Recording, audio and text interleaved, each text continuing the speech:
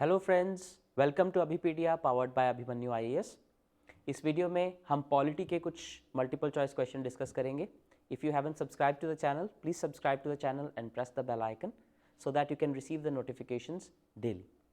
तो कुछ ही दिन पहले हरियाणा सिविल सर्विसेज एग्जीक्यूटिव की नोटिफिकेशन जो है वो डिक्लेयर की गई है and I hope all of you are preparing and those who have just started preparing this video is also useful to those. और जिन लोगों ने प्रेपरेशन कंप्लीट की हुई है and they are looking for revision, this video is also helpful to them. So if you think your Indian polity portion is good for the state civil services perspective, then try to test your self. जब भी मैं कोई question बोलूँ तो उस question के बाद आप अपनी वीडियो को पॉज करके try to attempt it your self and at the end of the video analyse your self, evaluate your self, और एंड में मैं आपको बताऊंगा कि किस क्राइटेरिया पे आपको खुद को इवेल्युएट करना है। So watch the video till the and so that you find out. शुरू करते हैं क्वेश्चन नंबर 1 से। So the level of the questions is befitting the state civil services. It is not of the UPSC level, it is not of a lower level, it is befitting a state civil services level. Question number 1, consider the following statements with reference to Finance Commission of India. 1, the Finance Commission is a constitutionally mandated body that is at the center of fiscal federalism. Second, the first Finance Commission was set up in 1951 and there have been 15 so far. Select the correct statement. Correct statement बतानी है आपको, दोनों में से कौन सी है?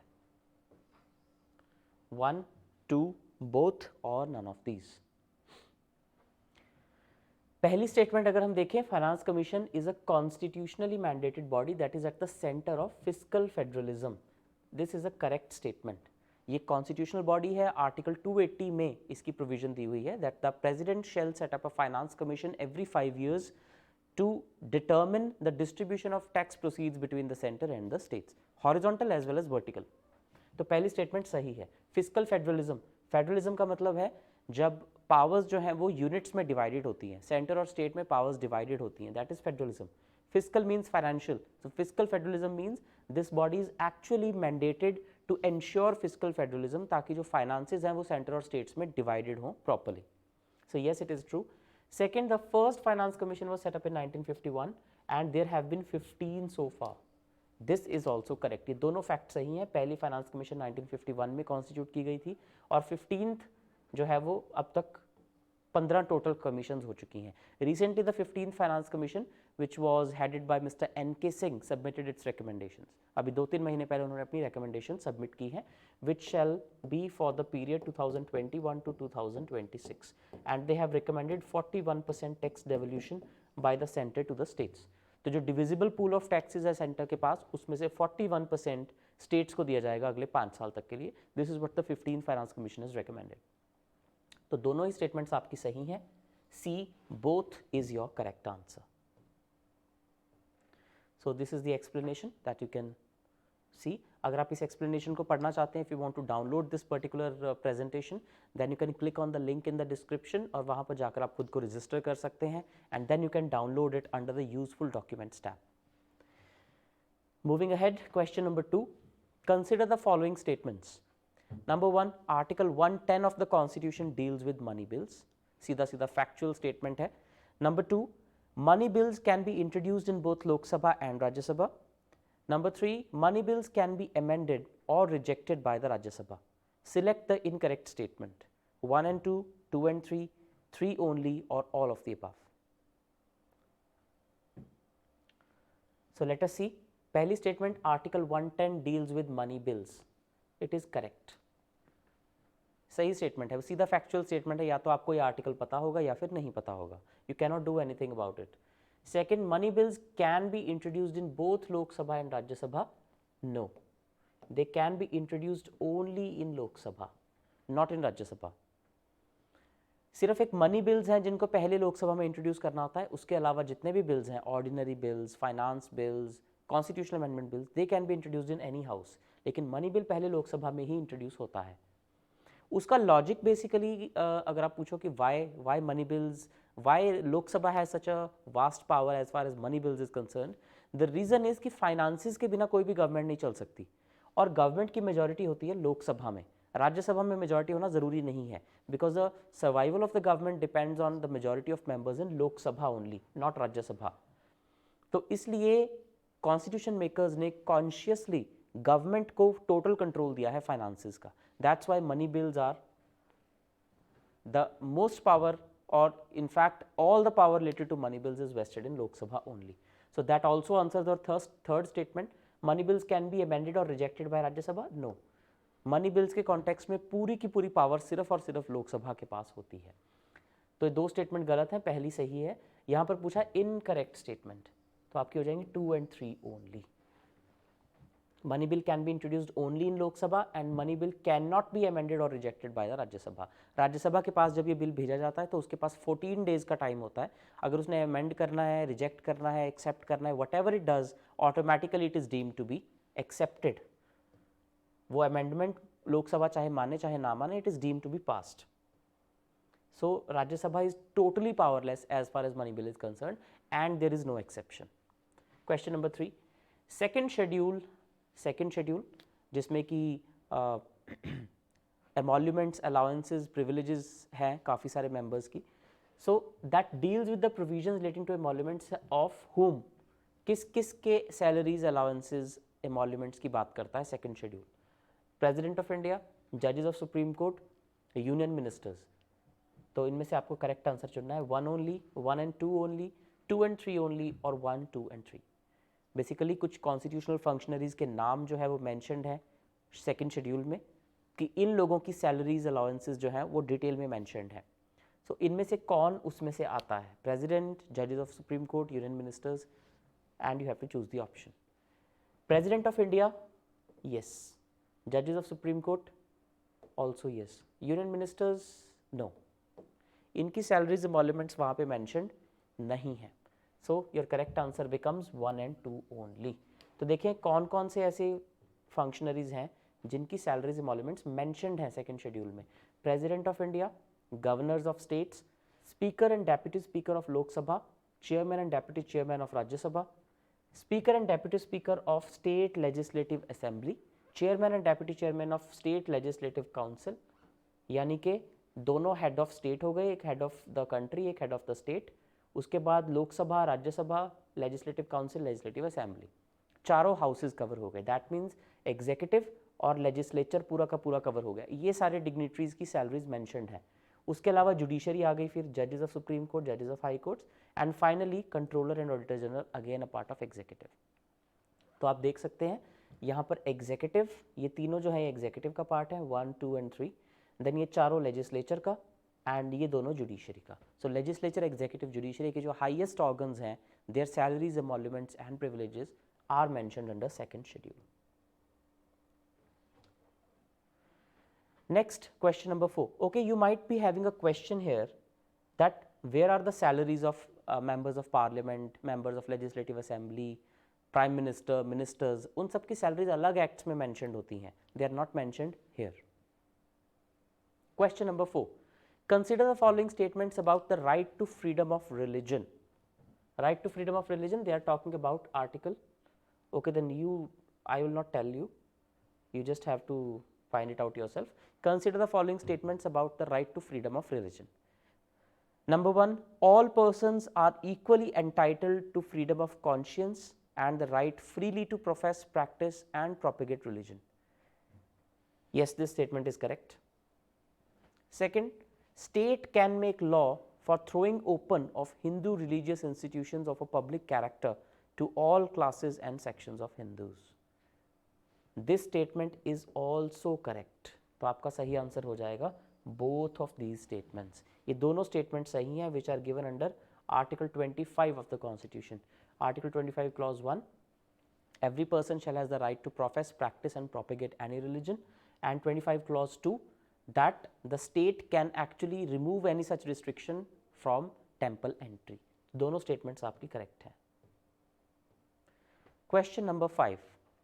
Consider the following statements pertaining to the office of Attorney General and Solicitor General. So this is from Union Executive. Attorney General और Solicitor General के बारे में इनमें से कौन सी statements correct हैं? Number 1, Article 76 of the Constitution mentions the Solicitor General and Additional Solicitor General. Statement number 2, the Attorney General is not deemed as a government servant and is allowed to take up private practice. Choose the correct statement. Only one, only two, both of these or none of these.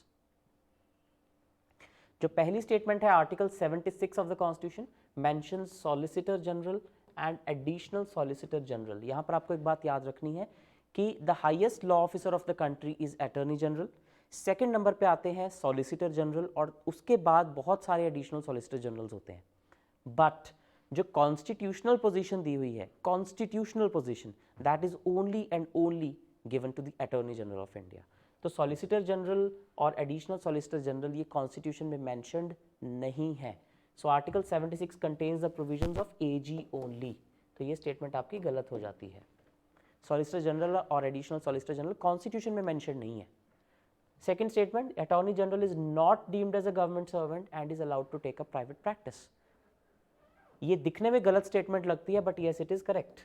वो होता है सरकार का वकील. Attorney general is suppose to be the highest law officer of the country and represents government of India in various courts. लेकिन फिर भी उसको प्राइवेट प्रैक्टिस अलाउड होती है.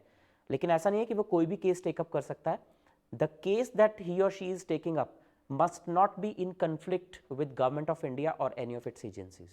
क्योंकि एक ही एडवोकेट दो अलग अलग, दो ऑपोजिट कैटेगरी के क्लाइंटेल को रिप्रेजेंट नहीं कर सकता कोर्ट में.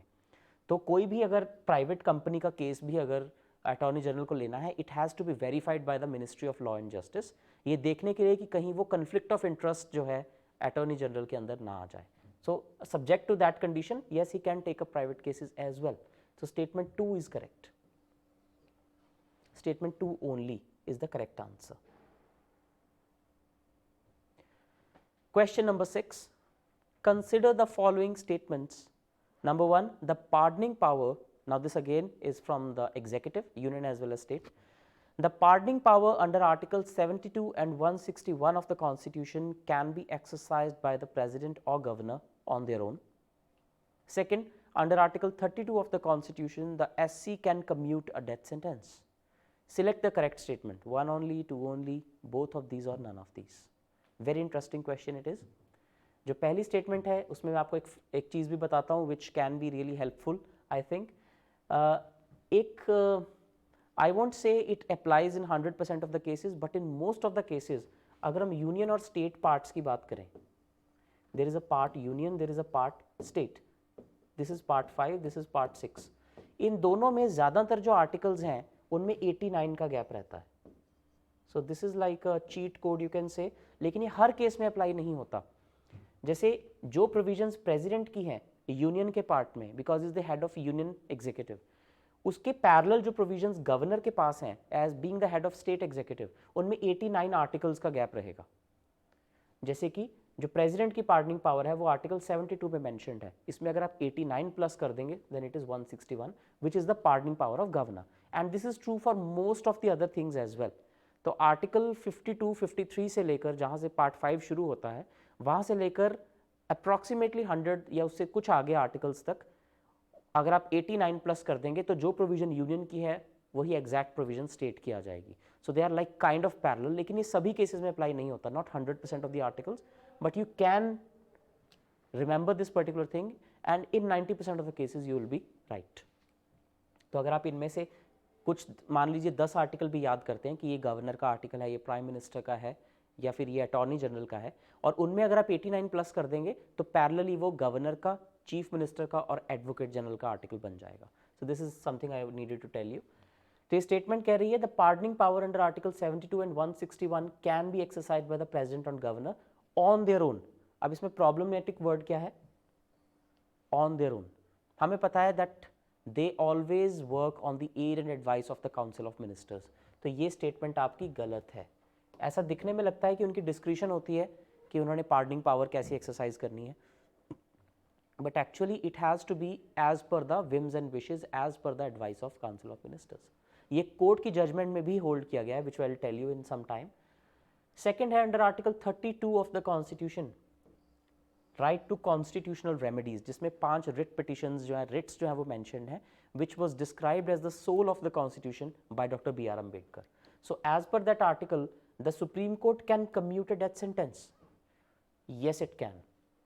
तो करेक्ट स्टेटमेंट आपकी हो जाएगी 2 ओनली, पहली स्टेटमेंट गलत है। लेट अस सी, ये एक केस का नाम है, देखिए, मारूराम वर्सेस यूनियन ऑफ इंडिया, 1981 का केस है। इसमें सुप्रीम कोर्ट ने ये कहा था that under article 72 and 161 the pardoning power can be exercised by the central and state governments. Central और स्टेट गवर्नमेंट के पास ही पावर है कि वो पार्डनिंग पावर एक्सरसाइज करे, नॉट बाय द प्रेसिडेंट और गवर्नर ऑन देयर ओन। यानी कि governor और प्रेसिडेंट को अपनी स्टेट, अपनी गवर्नमेंट के अकॉर्डिंग ही चलना पड़ेगा। The advice of the appropriate government binds the head of the state. Binds, बाउंडेशन है उसके ऊपर कि उसने वो कम्यूट करनी है, पार्डन देना है या नहीं देना है। इसी तरह से एक दूसरा आर्टिकल 32 की बात करें तो एक केस हुआ था Shatrughan Chauhan versus Union of India. इसमें कहा गया था कि delay in disposal of mercy petition, inordinate delay, ये लाइन बहुत इंपॉर्टेंट है, inordinate delay in commuting death sentence is a valid ground for commutation of death sentence. This is what the Supreme Court had held in this particular case, कि अगर आप एक limit से ज़्यादा mercy petition को hold करके रखते हो, बिकॉज अल्टीमेटली सुप्रीम कोर्ट से जब कोई केस हार जाता है, डेथ जो पेनल्टी का प्रिजनर है, then he appeals in front of the governor और the president depending upon the case. तो अगर वो स्टेट लॉ के अंडर उसको सज़ा हुई है तो वो गवर्नर के आगे अपील डालेगा, अगर पार्लियामेंट्री लॉ के अंडर हुई है तो वो प्रेसिडेंट के आगे अपील जाएगी। सो इन दैट केस अगर प्रेसिडेंट या गवर्नर उस पर बहुत देर तक कोई डिसीजन नहीं लेते हैं, सालों बीत जाते हैं, so that delay is a valid ground for automatic commutation of death sentence into life imprisonment. कि एक इतना ज़्यादा डिले भी ना हो जाए कि हर दिन उस प्रिजनर को लगे कि मेरे को आज नहीं तो कल फांसी दे दी जाएगी। There is uncertainty which amounts to torture as per supreme court. So इसके अंदर ये प्रोविजन सुप्रीम कोर्ट ने खुद को दी दैट अगर प्रेसिडेंट या गवर्नर एक लिमिट तक डिसीजन नहीं लेते तो फिर सुप्रीम कोर्ट लेगा वो decision, and then supreme court can commute death sentence. तो yes, it is possible under article 32।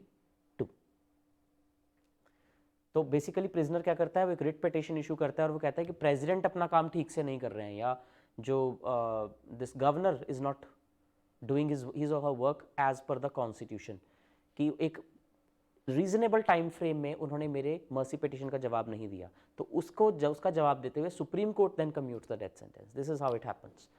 Question number 7, consider the following statements. Number 1, forests and protection of wild animals and birds are included in the concurrent list of the Constitution of India, which is correct. Second, Article 48A of the Constitution mandates that the state shall endeavor to protect and improve the environment and to safeguard the forest and wildlife of the country. ये भी सही है, fundamental this is directive principle of state policy. तो correct statement हो जाएंगी आपकी both of these, दोनों statements आपकी सही हो जाती हैं। Next, question number 8, consider the following statements with reference to the distribution of legislative power in the Indian Constitution. Legislative power किस तरह से distributed है? Number 1, Article 246 enshrines distribution of legislative power between union and the states. Again factual statement है, क्या इस article में legislative power की बात की गई है? Second, Parliament have exclusive power to make laws with respect to residuary subjects. Residuary का मतलब है जो तीनों ही lists में fall नहीं होते। अंडर शेड्यूल 7 तीन लिस्ट बनी हुई है, union list, state list and concurrent list. लेकिन कोई ऐसा सब्जेक्ट भी हो सकता है जो अभी तक हमने कभी सोचा ही नहीं था, which a new subject pops up. For example, जब कॉन्स्टिट्यूशन बना था तब इंफॉर्मेशन टेक्नोलॉजी जैसी कोई चीज़ नहीं थी 1950 में, but later on information technology is now a subject, cyber laws is now a subject. तो कोई ऐसा सब्जेक्ट जो तीनों लिस्ट में नहीं आता, जो रेजिडुअरी सब्जेक्ट है, क्या पार्लियामेंट के पास उस पर लॉ बनाने की एक्सक्लूसिव पावर है? This is the second statement.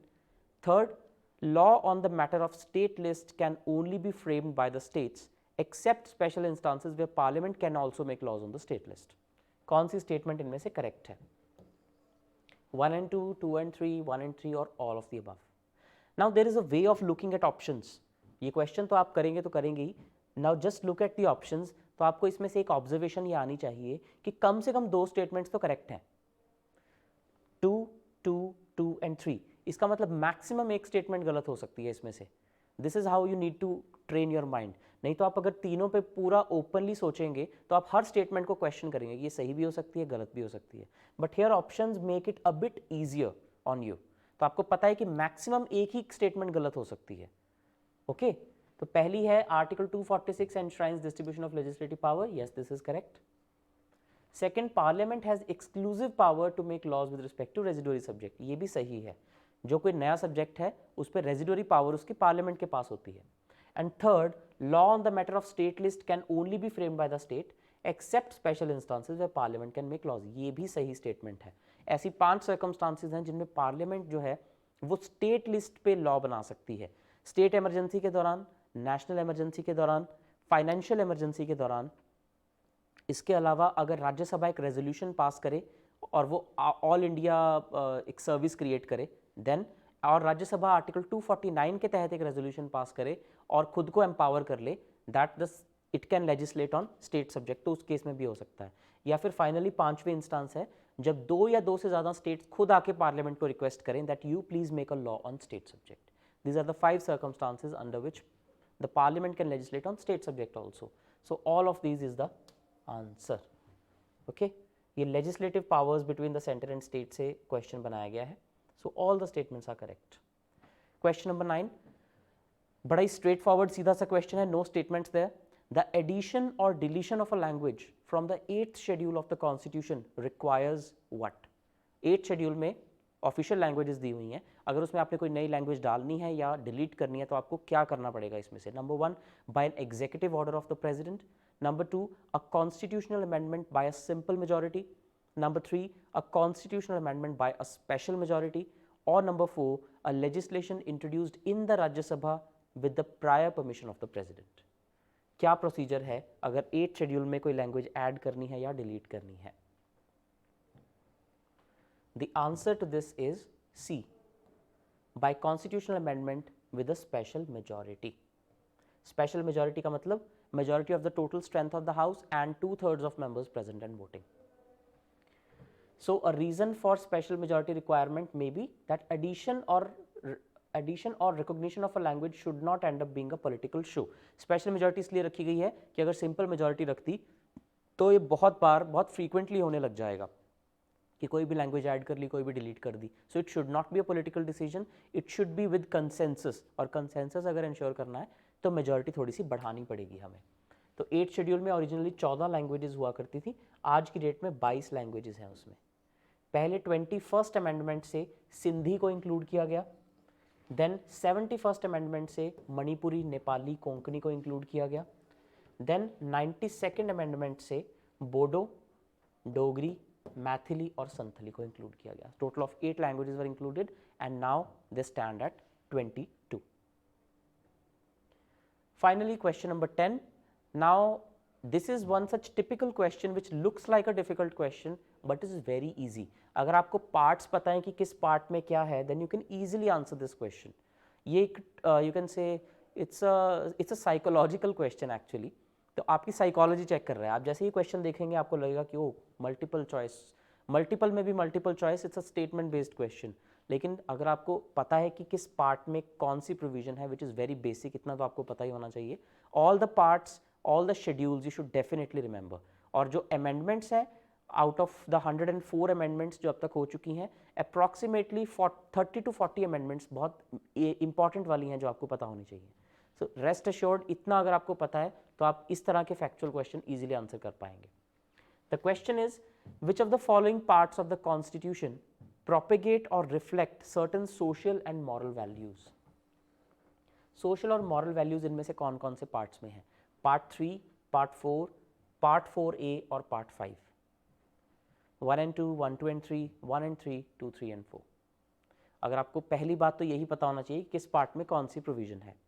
जैसे कि पार्ट 3 में आपका आ जाता है फंडामेंटल राइट्स, पार्ट 4 में आते हैं directive principles of state policy, part 4A में आते हैं फंडामेंटल ड्यूटीज, और पार्ट 5 है आपका यूनियन वाला। तो अब ये क्वेश्चन में पूछ रहा है social and moral values. Fundamental rights में बहुत सारी सोशल और मॉरल वैल्यूज हैं, फिर ये वाला राइट दे दिया, वो वाला राइट दे दिया, सोशली ऐसे करना है, मॉरली ये सही है, ये गलत है। So yes of course part 3 is the answer. Directive principles तो पूरा का पूरा है ही वैल्यूज।